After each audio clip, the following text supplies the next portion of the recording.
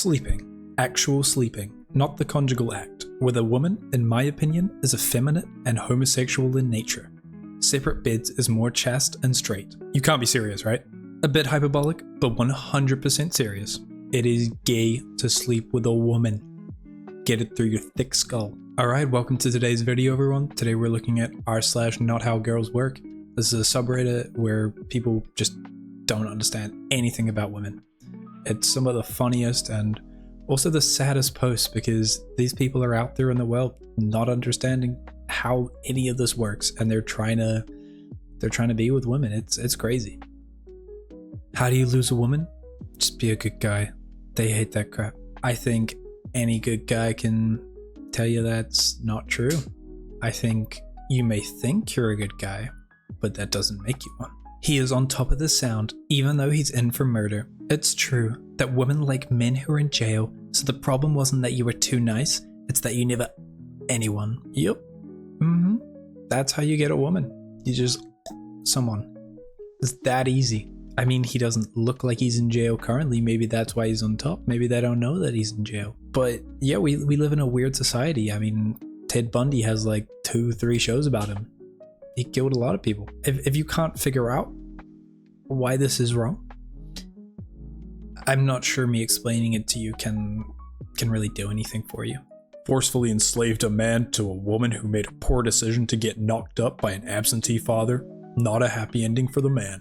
You let him hit it raw. You didn't have second thoughts. Now you're a single mom. Now you a single mom. They always want to just blame the fathers. Accountability is a woman's kryptonite. I'm sorry, but I can't have sympathy for it if the parents were both consenting when they conceived.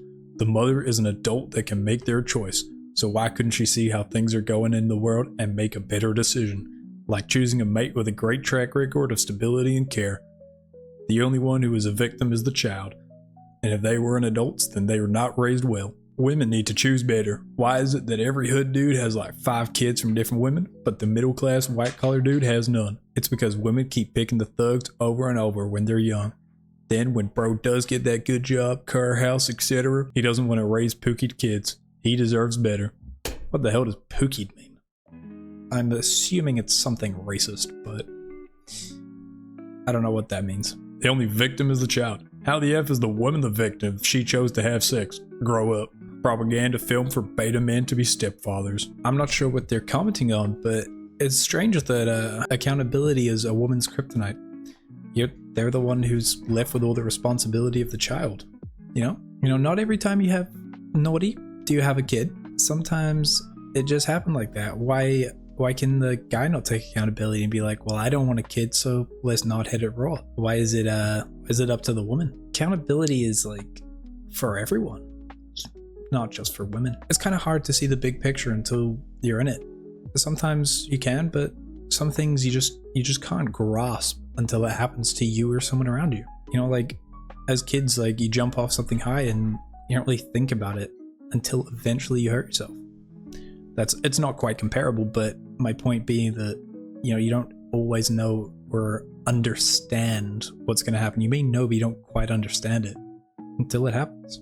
The best way to ask me out is by planning a romantic dinner at a beautiful restaurant. I love being wined and dined in an elegant, thoughtful setting.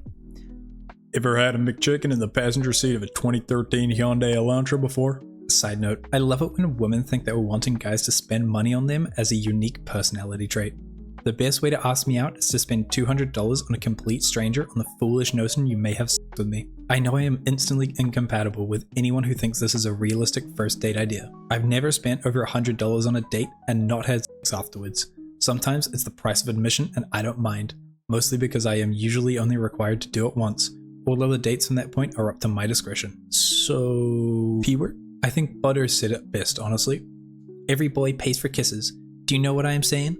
If you got a girl and she kisses you, sooner or later you're paying for it. You gotta take her out to lunch, take her to a movie, and then spend time listening to all her stupid problems. Look at Stan right there. He's got to sit and listen to all her stupid MFing problems because she kisses him. If you ask me, that's a lot more than the $5 my company charges. I usually have to take them out.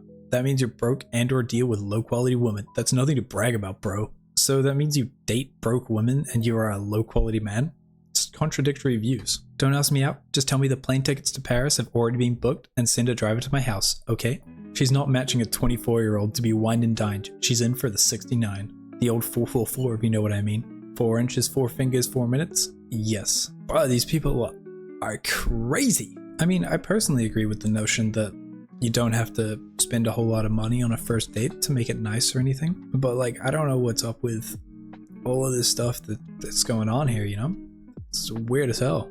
I don't know, the amount of money you spend on someone doesn't prove the quality or anything or whatever these guys seem to be thinking. If you really want it to be, every relationship can be transactional.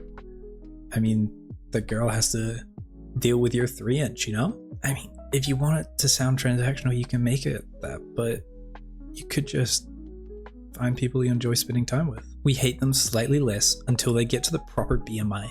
Normal BMI for men, underweight for women. Normal BMI women are still fat.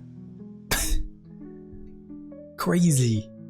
That we want them unhealthy. That's ridiculous. If she's not ready, that's her problem, not mine. Why should I be worried about someone who is not ready? Too much expectations is the cause of marriage failure these days. If she needs blood flow in the vein, then she should go to the gym for stretching. A woman's orgasm isn't needed for reproduction. If God doesn't care, why should men? I don't feel that way, but so what? I've been waiting for the right moment to use it, lol. If you don't believe it, why say it? You know? You could just not. I mean, the fact that you posted it says more than the fact that you said that you don't actually believe it, you know? Women's dating profile starter pack. Looking for unicorns for me and hubs. Snapchat filter and or Facetune on every pic. We get it, you have bobs. Mom to 8 special little ones, one more. Weird poses. Matches but never messages. Oh, that guy's a doctor down there on the bottom, isn't he? Or was he an astronaut? If they show a close-up of Bob, then they are likely overweight and insecure about it. Or promoting their OnlyFans. It's really funny because I will link them my OnlyFans in return. Sounds like marketing. I'll fall for you if you're over 6 feet. I'm weirdly attracted to insert some basic white dude. Let's come up with a fake story of how we met. Not actually insert older age. I'm 19. They say they are looking for tall, dark, and handsome, but they actually mean tall, brunette, white, and handsome. Tall, dark, and handsome is an archaic phrase from back when the Anglosphere was whiter and dark meant anyone with more pigment than a vampire. If my wife and I ever split up, I swear to God, I'd be happily single for the rest of my life before doing online dating. It's just so depressing. If you got the group picture where it's 3 hotties and Jabba the Hutt, or 3 women with no indication which one is her, you always know which one is her. She's the ugliest one every single time. This is crazy. Possibly UK centric, but about 90% of single women in this country seem to love going for a long walk in the countryside on Sunday to end up having a glass of wine at a cozy pub with a log fire. Funnily enough, when I've been out walking the dog on a pissing wet cold Sunday morning, the countryside is not filled with single women roaming free, and loads of our cozy countryside pubs are closing due to lack of custom. Here in the US, it's long walks on the beach, even if your state has no beach. I do always find it fascinating that a lot of you go on a hike that just looks like a walk in the park. Hiking sounds more athletic. There's a lot more focus on the sights and how active you are, with questions about how often you work out. They also love horses and a one with a guy with a mustache and a mullet.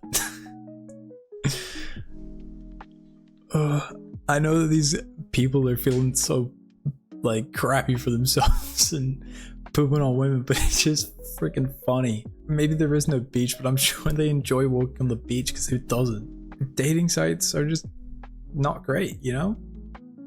They're not meant for proper dating. Well, I mean they are, but it's not how it actually comes out. In person, like, you get to actually know someone and see someone. Online, you're literally looking for the top 1% of the 1%, because that's the only person you want to match with. You're like, yeah, I'm like that.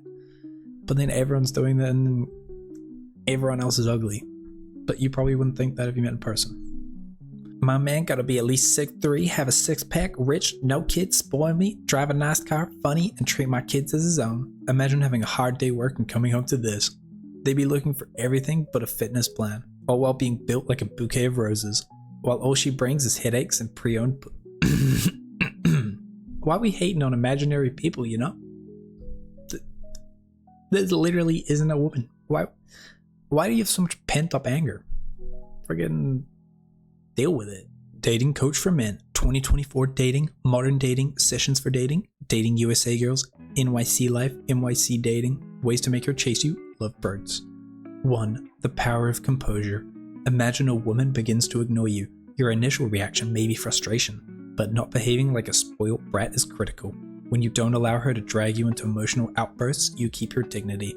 This maturity can show her that you are not easily swayed and may even inspire her to seek your attention more. Not getting angry over every little thing is pretty cool, but like, are you saying that every woman just tries to nudge at you to make you go freaking crazy? Stop putting her onto a pedestal.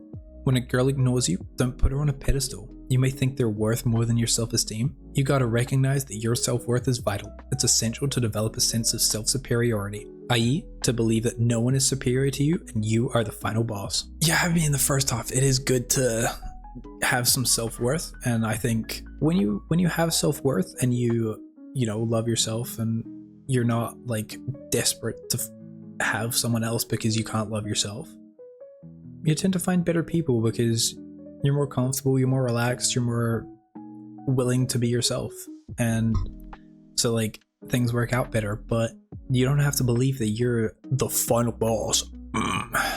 You can just be happy with who you are. To seduce, a man must be confident. Even better if this confidence is excessive and irrational. No. 3. Avoid begging for attention.